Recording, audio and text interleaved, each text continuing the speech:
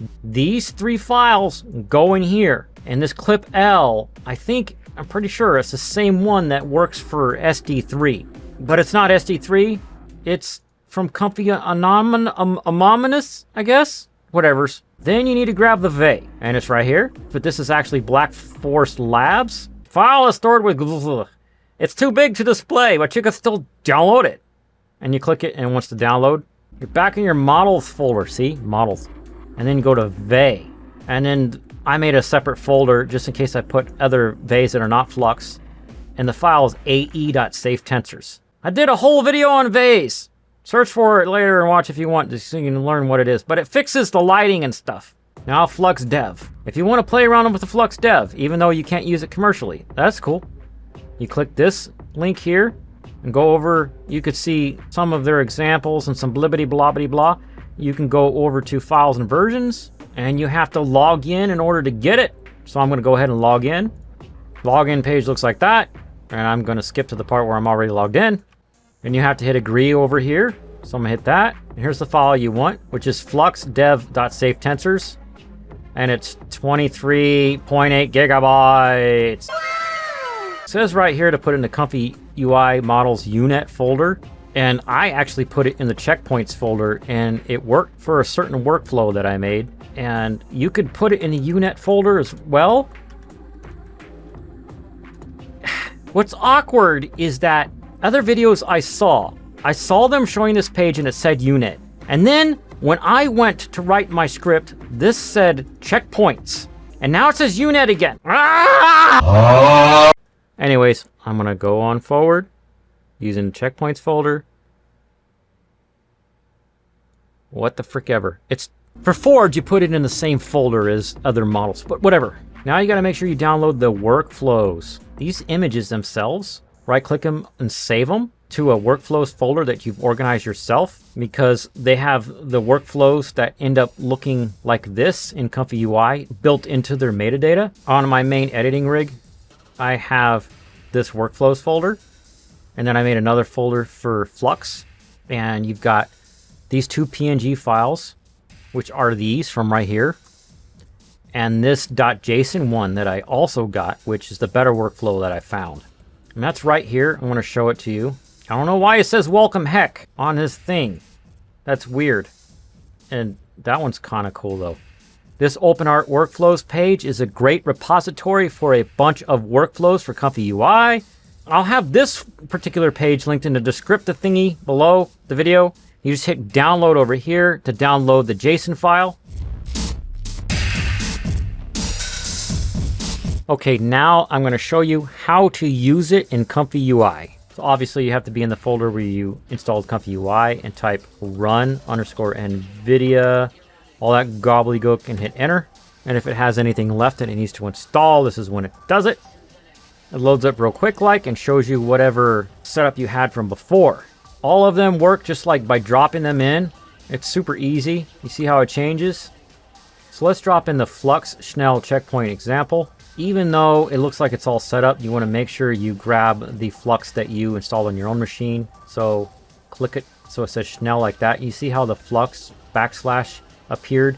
That's, for me, that's how I know it grabbed the one that I actually have on my computer, and it's not just trying to remember somebody else's location for their checkpoints.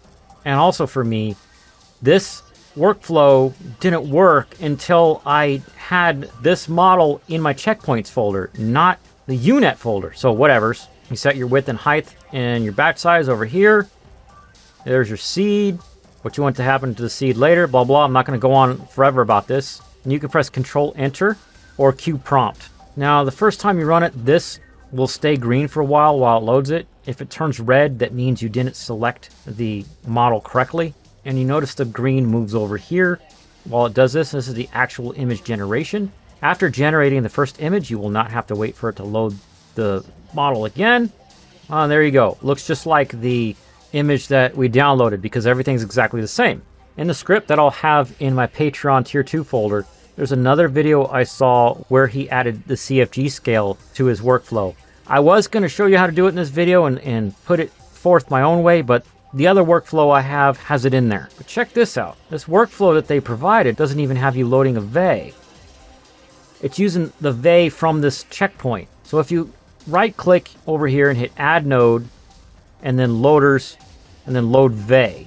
Now you see it's got that probably in its memory from me doing it before. There's the vey I downloaded earlier. All I gotta do is drag this and go like that, and hit Control Enter. You see how it went straight to KSampler, and it's generating the image pretty quickly. Oh, you see how it's different? That's because it's using a different vey, and it changed some of the output. But another thing to note, this computer is running with a RTX 3080 Ti. This GPU only has 12 gigabytes of VRAM, so you don't need one with 24, and it generated in a pretty reasonable amount of time. But I will go over how much VRAM I noticed in my testing on 3 different GPUs later on in the video. Now let's try this better workflow I was talking about earlier. Drop that in. All right, this is making way more sense that this person made this one. You got low diffusion model, but this one needs your models to be in the UNet folder, and this dual clip loader is what we really needed because we needed to put the clip L and choose between the FP8 and the FP16. So here you get to actually choose the different clips. Too bad it doesn't have like a none option, but whatever. You'll see later on in Forge that you have a none option, sort of. I don't like this prompt because it's weird. Why are you saying this? So let's try this prompt of a woman holding a sign that says Robert Jene. Oh, okay, you see? Prompt outputs, blah, blah, blah. It couldn't find the models, what it's saying. So I move this down and right click and hit add node, loaders, load checkpoint. Go ahead and choose the Schnell in there, and you're gonna have to take the model from there, but also send the model all the way down there. And I have to hit Control mouse wheel down in order to zoom out and give the model down to the scheduler. There we go. And it's also complaining about the vey. So click the vey that I have installed and hit Control Enter. Now I have to wait for it to load the model. So when I was talking about earlier with the better workflow, this is the one I used. Now this stuff also has to be loaded into memory, and then it moves on to the prompt, and then it hangs out here for however long. You can watch the progress on the console right here, but on my other computers it had a progress bar up here at the top, which I find interesting. Here, this has a progress bar in here now. There we go, it generated it.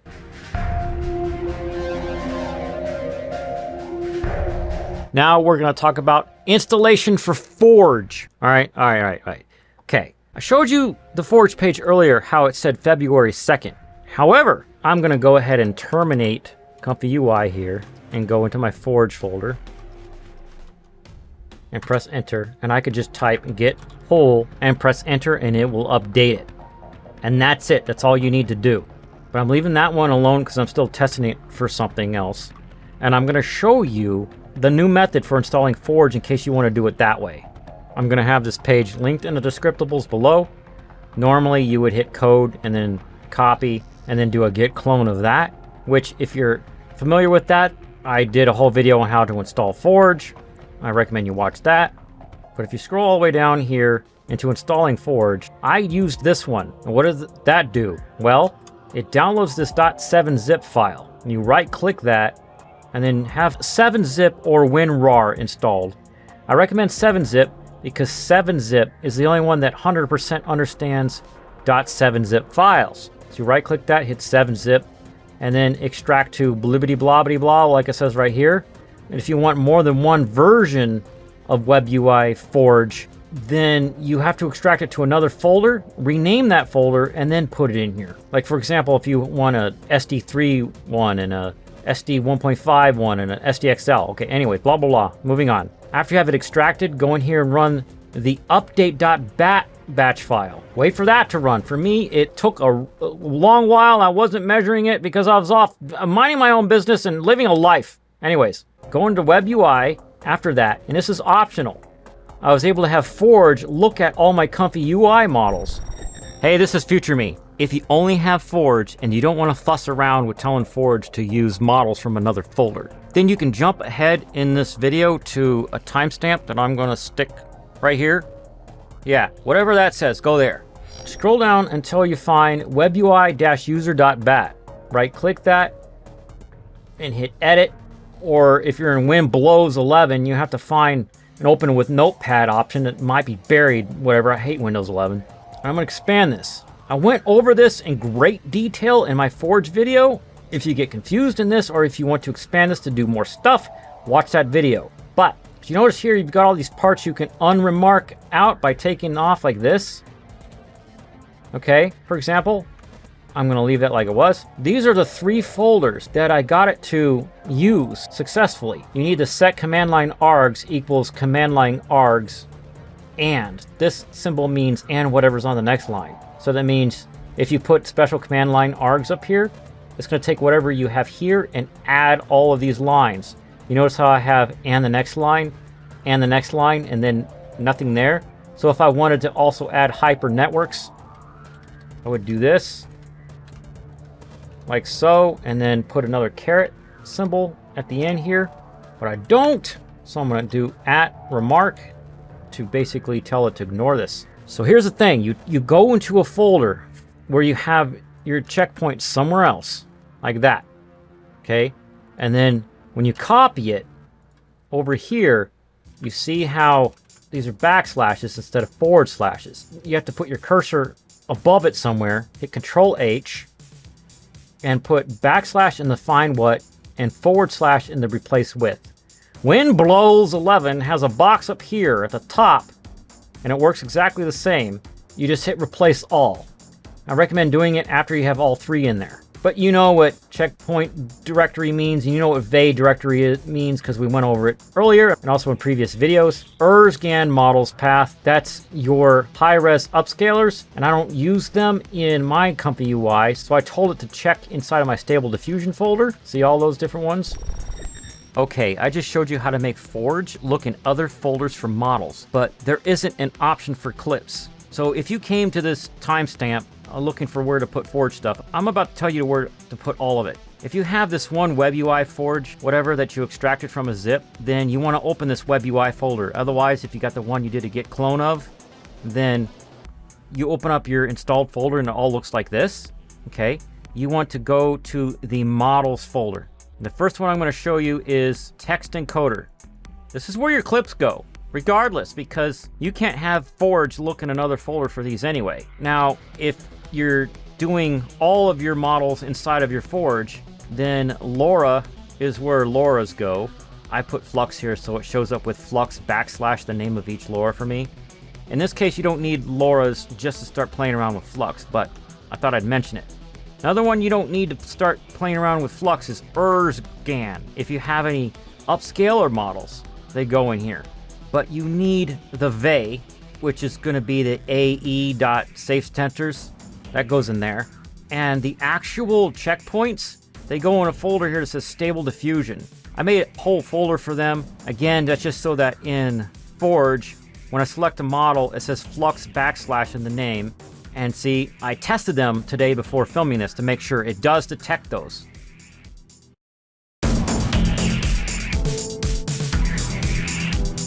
Now we are going to talk about how to use Flux in Forge. All right, if you're in the regular Forge that you get with git clone, you just run this. But if you have the one where you downloaded and extracted it, you want to run.bat. cd ... go back up, cd web UI, whatever, press tab to autocomplete, and then run.bat. And I like to run it inside of a command line window that I open separately and not just double click this, so that if I have to terminate it by pressing Control C, this window will stay open. As you can see, I just typed run.bat and pressed enter. All right, let's go over some stuff here. You have these radio buttons. You're going to want to choose Flux right here. Your checkpoint, you choose it here. See, I've got Schnell and Dev. This VE / text encoder thing will already be there for you, but it will be empty. So if I empty it out, so this is what it looks like when you first load it. You have to hit and choose them one at a time, like this. ae.safetensors, and then the clip L, and then the FP8 or 16, whatever you want to do. And I'm going to show you what these other things are. I'm going to have these linked in the description, but this diffusion and low bits, you've got all these options, and you can read this Reddit page. I'll have it linked in the description or whatever. But these are the precision options. Generally, you want to use automatic. For full precision LoRa's, use automatic FP16 LoRa, which is that one right there. Swap method, okay? That's this thingy right here. Choose between queue and async. Async is generally faster but may cause stability issues on some devices. Okay. Swap location. Recommendation is to run the command and observe the output. If you notice any issues with speed or quality, try adjusting the swap location, CPU versus shared, or the memory settings. So when you choose CPU, that means the checkpoint model splits and moves to CPU RAM and GPU VRAM. Shared. Checkpoint model splits and moves to GPU VRAM and shared memory. What is that? If I'm in Task Manager and I go over to Performance and then go down to the GPU, scroll down, and if it does that to you like it did to me, here's your GPU memory. In my case, it's 12 gigabytes. Shared GPU memory is almost 16. But typically, shared memory means that the GPU is sharing some of the system memory on the computer. All right, GPU weights. That's this thing right here. I only had a problem with this thing once. But basically, when you turn this down like that, you use less of your GPU's VRAM for all of this stuff. But you don't want to have it up all of the way, or you won't be able to run anything else on the computer, and the console right here will warn you a bunch of times. Larger GPU weights means faster speed. If it suddenly gets 10 times slower, then turn it down. Smaller GPU weights means slower speed, but it can diffuse larger images. So that's cool. If you're doing really giant images, you might try that. Some more stuff about Forge. It works like normal. High-res.fix works. You could try different models and different high-res steps and denoising and all that. See how it comes out for you. This CFG scale has a second diffuse CFG scale that we need to learn about. I've been leaving mine at 3.5. Some of the LoRa's that I see on Civit AI suggest using different values here. A detailer seems to work, as in it does something, but I do not like what it's doing to the images at this time. Maybe they'll come out with new models later. A detailer, aspect ratio helper, and dynamic prompts works, which is Wildcards Manager. So those are plugins that you can try in Forge. Please watch my Forge video if you want to see about how to install those. Other than all of that, use Forge just like normal. Use the prompt box for your prompt just like normal, but it won't let you put anything in the negative prompt because Flux doesn't use negative prompts. And now this section is about the conclusions of my testing. Flux uses a lot of VRAM and system RAM, so I did a variety of tests and I can share the results with you now. I did each test twice because each one has to load the models and clips and whatsits and things the first time. And then I ran it again so I can get a better idea of how long it takes to generate one image because, you know, most of us generate multiple images in batches or whatever. So I used Schnell and FP8 in all the tests to make it a little more fair, and I didn't want to, you know, like crash something on my lower VRAM GPUs. So the Flux Schnell FP8 is the checkpoint. The clip loader with the same clips on my tests in both ComfyUI and Forge. All right. The streamer rig that I had with the RTX 3080 Ti, which has 12 gigabytes of VRAM, that one has 32 gigabytes of system RAM. And as you can see, I used the same clips and checkpoint there. Sorry that these little screenshot things are in the wrong place. Google Docs is weird. I'll fix it later. But ComfyUI, just idling after loading all the things into VRAM, was using 7.2 gigabytes of VRAM and 21.5 gigabytes of system RAM. That's by going in here and just clicking memory, and I watched it. And what was strange is that while generating, the use of system RAM went down, and then once it was done generating an image, it went back up. I'll move this image so you can see better. But the first time you generate an image in ComfyUI, the system RAM spikes to the max. So be aware. If you have other stuff open using your RAM, your system may lock up. This happened to me on my editing rig with other ComfyUI workflows back when I was running only 32 gigabytes of system RAM. While generating, it was using 11.6 gigabytes of VRAM, which is basically all of it, plus 18.6 gigabytes of system RAM out of the maximum of 32.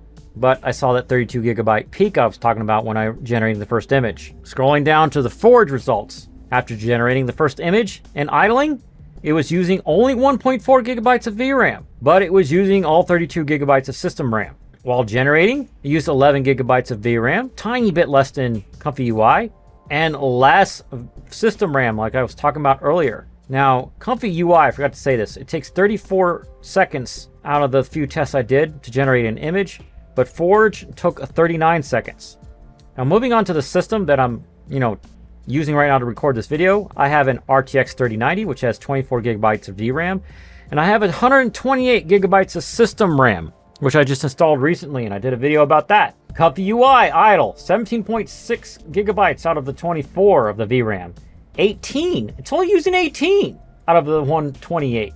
And then generating, it only went up to 18.7 gigabytes of VRAM, using 17 gigabytes of system RAM. Took 26 seconds to generate the image. That's because there's more CUDA cores in that GPU. Now, Forge took the same amount of time to generate an image, took slightly more gigabytes of VRAM generating, but less system RAM than ComfyUI did during idle. And it's the same story down here while generating, using less system RAM, but more VRAM because of the granular controls that are in Forge, taking the same amount of time to generate an image. Miner 3, that's a machine that I have, an RTX 3070 that has 8 gigabytes of VRAM for all you watching who are curious how an 8 gigabyte VRAM system will run. And that system only has 16 gigabytes of system RAM. So this is a good test. I went from, a system with 32, then one with 128, now one with 16. In ComfyUI, while idling after generating the first image, 3.5 gigabytes of VRAM were used and 10.7 system RAM. While generating, it went up to 7.8 gigabytes, which is basically all of the VRAM, and used basically all of the system RAM at 11.3, and took 2 minutes and 15 seconds to generate an image. Now, Forge idling, after generating the first image, of course, uses less GPU VRAM and less system RAM, while generating with negative 4046 in the GPU weights, because that's what it loaded by default for some reason. The other two, I didn't change it for any of them. I just let Forge decide. But it had this weirdness. It only used a tiny bit of VRAM at 2.1 gigabytes and just about all of the system RAM. And it takes a very long time, like more than 5 minutes. I stopped paying attention just to start generating. No, this is interesting. This would be cool to test after you verified and tested all your prompt engineering and other things, and you're ready to do a large batch and just run it for hours, and you don't care, and you turn it all the way down so that you can do other stuff on your machine while it's doing that. That would be sweet. So then I tried turning it all the way up. And when I tried to generate, there was an error, like a warning message in Forge about running out of VRAM. I checked my other machines and they were not all of the way up, just most of, the way up. So then I reloaded Forge to see if it was just a bug or a glitch or something. And I saw the number was 7167 and it immediately changed to negative 4046. So I'm thinking it's a bug. So I immediately changed it to 7167 and ran the test again. Generating, it only used 6.8 of the total 8 gigabytes of VRAM, and it still used, practically most of my system RAM. Generating an image took 2 minutes and 35 seconds, which is about the same as generating like this, but this one took forever to load the models or whatever. I don't know what it was doing before generating, and it's taking a little bit longer than ComfyUI. Some more conclusions about running Flux is that it generates images that look much better than SD3 Medium. It's miles ahead of that terrible license crap. I don't know why anybody would use it. It can't generate things it doesn't know about, like the Chevy Nova. That I actually own a Chevy Nova and it needs to be worked on. But anyways, it only can do things that it's been trained on, and I look forward to training some Loras for it for some celebrity faces. You gotta subscribe, man. If you're not subscribed yet, I'm like, why are you watching this whole video all the way up this far yet? I am really, really looking forward to people figuring out how to train custom checkpoint models for it so that I can use my Loras on them, because combining Loras gets a little tricky sometimes, and the combined weight. In other ones, you can't take like an anime Lora and combine it with a body shape Lora with a face Lora that you've trained and have the weights go above 100%. So that's why you grab an anime checkpoint. So now you only have to deal with the body shape and the face. Next, I'm pretty sure that there'll be a version that uses less VRAM eventually. But either way, if you haven't seen my video about the RTX 3060 12 gig, you can click that over here later. You know how it works. Because I talked all about how I predicted 12 gigabytes was going to be a sweet spot, budget level amount of VRAM to get, and that GPU is the cheapest one that you can get new with that amount of VRAM. And the last thing I'm going to say about that is that I think they need to modify Flux to accept negative prompts, and I'll show you why. I did a few examples. So this one, I would like the negative prompt to say artistic, painting, drawing, because I was trying to generate a realistic image. And this one, look at that. I would like to write bony hands in the negative prompt. And this one, I would like just to simply write the word deformed. And this one also is deformed. I just want to write deformed in a negative prompt. Why can't I do that, Flux? And I did not prompt for different colored eyes. I don't know what happened here, but I would like to put different colored eyes in the negative prompt. And this one, fard. I want to write fard in the negative prompt because it's not a fard. It's a Ford. Floating characters in the background, that's the negative prompt. What's going on with her nose? I would like to write long hair on nose in the negative prompt. Never. Never. I want to write never in the negative prompt because I prompted for Nova. I didn't even ask you to write the words. Where'd you get never? Negative prompt. Non-matching taillights. Seriously, you're Flux. What? And this picture looks beautiful until you realize there are oversized flowers in the background. It's not realistic. Okay. All right, this one, like, seriously. What's happening over here? What is that? The face of shame? This is my face of shame. Or face palming or whatever. So, people covering faces with hand. Okay? Whatever. And this next one. What if I didn't want someone there? So I could write people in the background in a negative prompt. How about sign on face for the negative prompt? And what about signature, words, text for the negative prompt? Like, what's happening right there? And what about tattoos from the negative prompt? Who's Rena 2 and what did she do to Rena 1? She did nothing to you! And how about I put in the negative prompt, terrified face? Okay. Can you see what's wrong with this picture? Here's a hint. It's that. I had 4K in the prompt, but I didn't tell it to write 4K. It just made the mirror hangy thingy what's in the shape of a 4K. Why? I would like the prompt to say text, words, title, sign. And this tiling in the background, I don't think there's a way to prompt for that. Maybe you just write the word tiling in the negative prompt. But in the prompt, again, I want to put text, words, title, sign. Why is it writing this? I didn't ask it to write this. And for this one, can you guess what's wrong with this picture? Too many fingers! You're Flux, you're new, you're supposed to know how to draw hands. Give me a negative prompt. Oh my god. Words on underwear. Because I don't know what you're writing here. Ornery, conal, secret, maybe? For all I know, this could say secretion. Do me a favor. I want you to forward a sample of that secretion over to the FBI lab at Quantico. I want them to run a complete analysis. You got it. Evidence. Found some evidence. I found evidence. Found some evidence over there. And for this one, I want to put in the negative prompt, words, jewelry, and metal.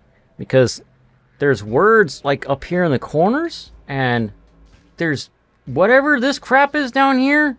Looks like jewelry. Maybe I should write plastic eyelashes in the prompt. All right, I'm going to show you the demo version in case you want to play with it, so you don't have to install anything. This is linked in the descriptables below. Please use it responsibly and don't spam it a billion times and make them take it away. Let's take this prompt and try it over on that. You just put it in there and hit run. There's no twiddling or fiddling required. And it generates really fast. That's a pretty good image. Let's open that up. Okay, it's not super huge, but you can use it. It's actually using Snell, so you can use these commercially. Isn't that cool?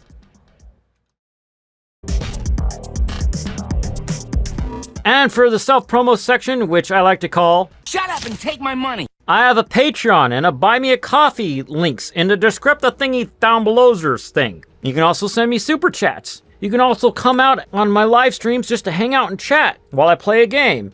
And if you ask me to check out some AI thing, I'll stop playing my game and go check it out. That's 7:30 p.m. Eastern, 4:30 p.m. Pacific, every Thursday. And I have a new friend on there that's from Europe, and it's 12:30 a.m. for them. I'm so sorry that time zones work that way.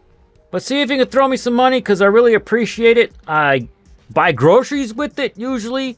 I bought the RTX 3060 12 gig with Patreon money, and I'm doing benchmarking tests, running AI workloads on it versus like a dozen different GPUs, and it's going to take me a while to compile all that data and make it into a sensible format for you guys. So if you haven't subscribed yet, subscribe. And if you've already subscribed, then subscribe harder. Now I'm going to play some music while you check out some other stuff I generated with Flux. So you can just sit back, relax, and enjoy the show.